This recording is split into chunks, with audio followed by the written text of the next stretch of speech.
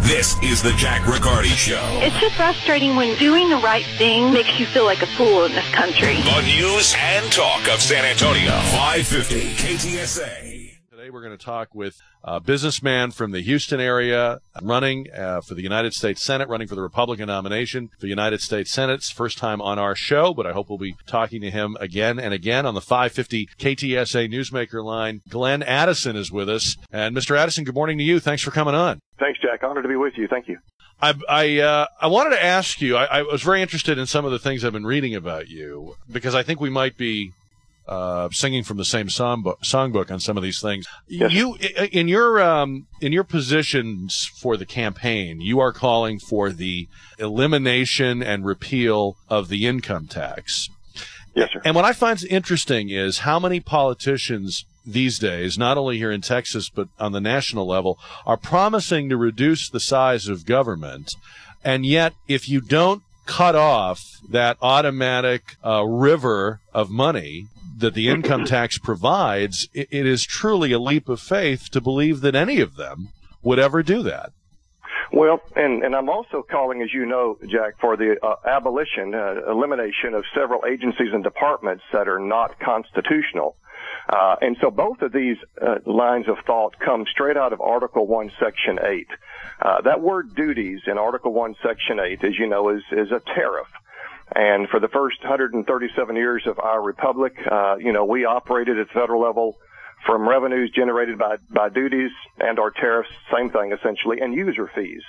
Now, I'm simply saying if it's good enough for the founders, it should be good enough for us.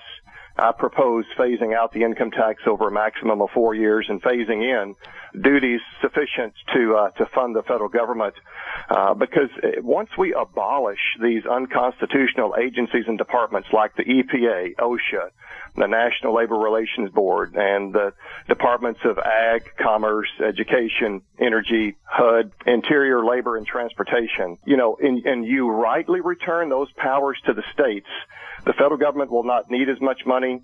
The states can compete and handle those issues a lot better than the federal government can. And I want to go on record, Jack, as being all about clean air and clean water, but we've got some smart Texans that can make that happen for us. We don't need a bunch of federal bureaucrats getting in our business about that. Job regulation should all be at the state level. That's why, and if you've read anything about me, you know that I despise the EPA. I believe it's the biggest job killer on the face of the earth. We must abolish it. It is not constitutional. You don't find the words environment and labor and energy and education in Article 1, Section 8. So that's all tied together to get this government out of our business and off our back. It is an outrage, in my opinion, Jack, that the people that we send to Washington seem to think that the rest of us left back home are not capable of running our business. Well, I think a lot of people have convinced themselves of that too. And when you talk to them about the prospects of a government that doesn't do all of these things and doesn't therefore require a confiscatory tax to pay for them, it's hard for. I mean, you've got an uphill battle because you're talking to generations of Americans that have never thought this way. Well, they've been beaten down, Jack. They've been beaten down. If somebody says I can't do that, well, you're right. They can't. If that's their attitude, I can't do that job.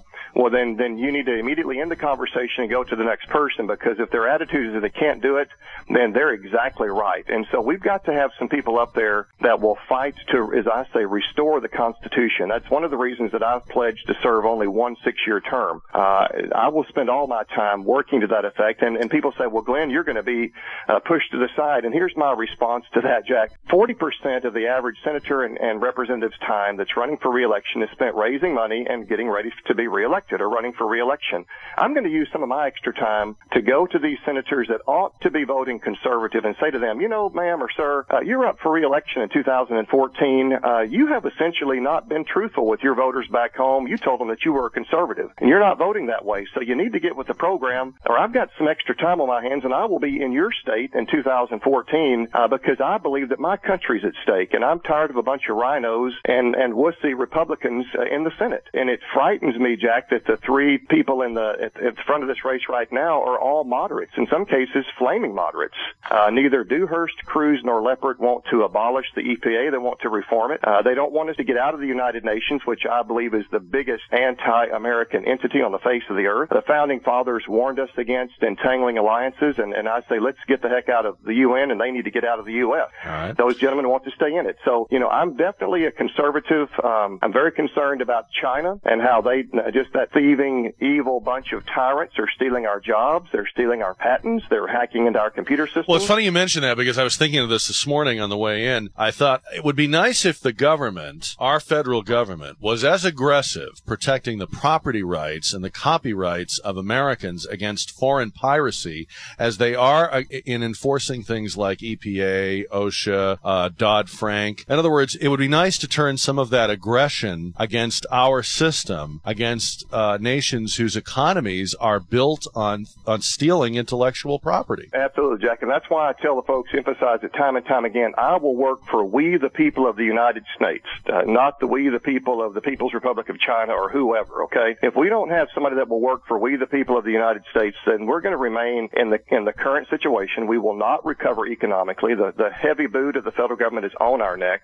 And with regard to China, it concerns me profoundly that Mr. Cruz has chosen to represent a communist Chinese tire company, the Shandong Linglong Rubber Company, that was convicted in the lower court of stealing an American entrepreneur's patent. They were fined $26 million, and toward the American entrepreneur, they said, nope, we're not paying that American entrepreneur. We're going to file an appeal. And they hired Mr. Cruz to represent him. So he's fighting on behalf of this Chinese company and their workers against American workers. Talking with Senate candidate Glenn Addison on 550 KTSA. All right, so let's go back and talk a little bit about you and how you came to do this. I read on your website that you served on your local school board, but I don't think you've ever run for federal office or statewide office have before, not, right? Jack. And to sum it up, you can call it a burdened heart. I'm not sick and I'm not tired, but I am sick and tired of these career politicians, these elitist establishment insiders ruining our country. My question is, how are they working out for you? Why the Senate race, though, as opposed to, we often hear it said, good question. You got to start from the grassroots, work your way up.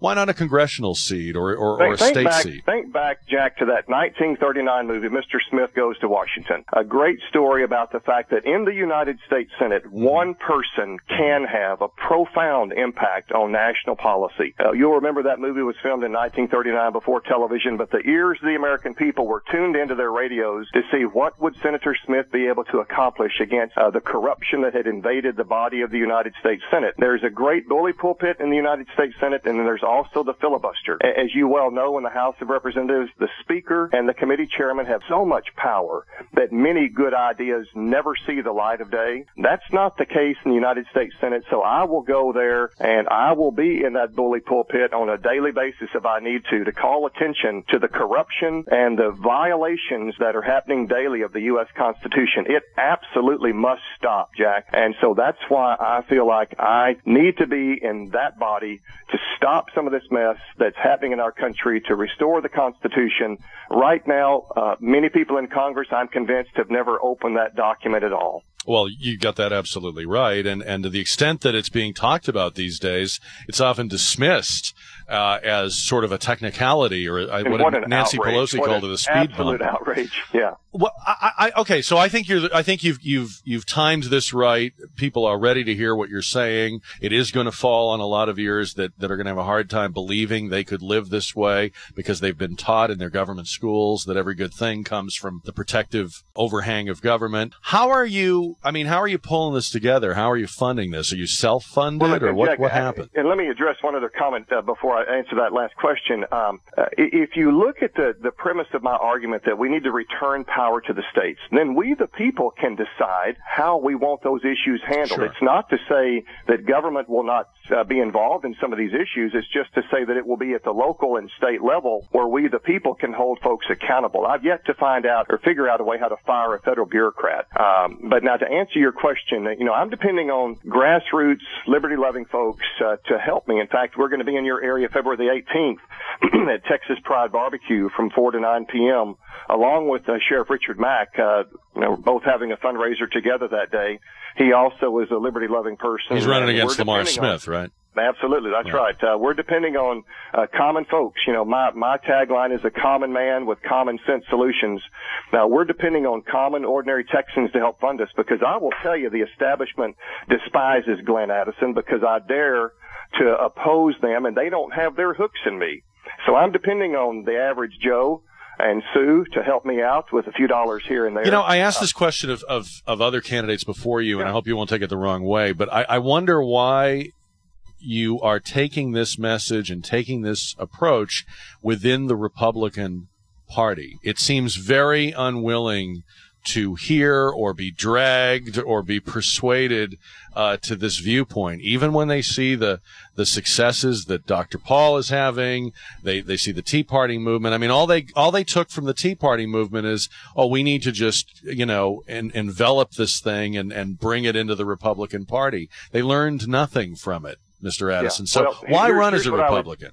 Well, because right, wrong, or indifferent, the two-party system is alive and well, and if we don't change the way the Republican Party deals with these issues, if the Republican Party doesn't once again stand up for the Constitution, its days are numbered, and it's up to liberty-loving people like myself and you and others to say we're gonna take the leadership role away from you folks that have compromised and surrendered on matters of principle. You know, a silly example, perhaps, Jack. Let's just say that somebody is married and their spouse finds out that they don't have one but two lovers, and they confront them about it, and then the one that's guilty says, "Okay, you're right.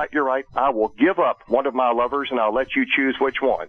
And obviously that's an outrage. But, you know, that's what's been happening with the Constitution. It's been compromised and surrendered time and time again, and that should never happen with matters of principle. All right. Can you stay a little longer? We'll take some questions Absolutely. for you. All right. Let me take this break, and we'll come back with Senate candidate Glenn Addison.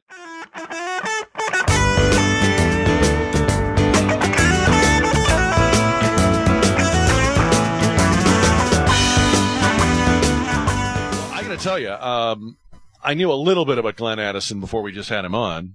I liked every single thing I heard. I mean, I am the hardest person to please. I am so cynical